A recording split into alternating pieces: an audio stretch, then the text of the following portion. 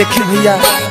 एगो बम बड़ी तकलीफ में बाटे और चलत राह में बाबा से अर्जी लगावत और कहता कि ये बाबा अब चलल नहीं जा। अरे बहुत रहा ये बम बाबा सब देखता रे पत्थरों के पूजती मन से पत्थरों पसी झाते हो बना गईल भारत कटोराए लुरावा से कम छाए बाबा दया करिए बाबा मोरा भी जोते हो अखिया से रुके नहीं लोराए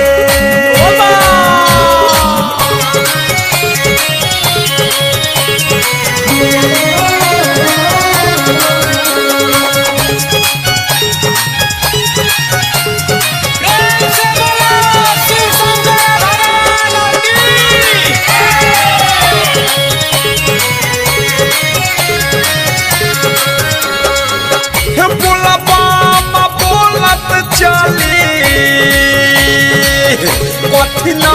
लगलिए कान्हा पले के कावड़िए सुइया पहलिया ऊपर राउर बसे आई कैसे राउर नगरिए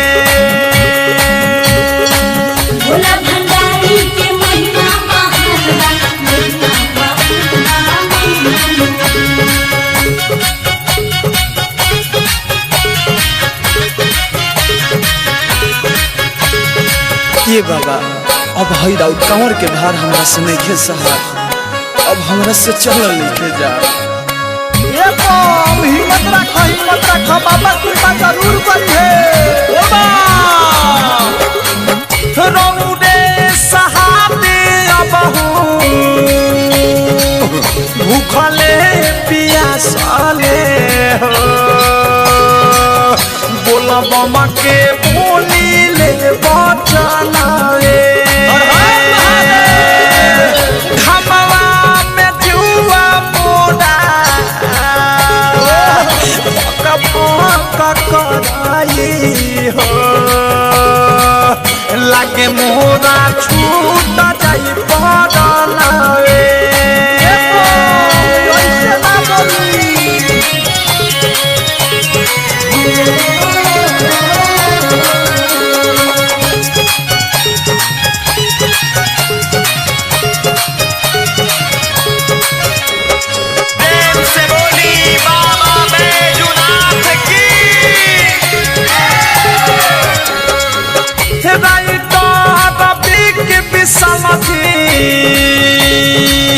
रची रची कइले हो घायल कामदियन के बखनाए अवधे सप्रेमी संगे अनुराग बिकियो पर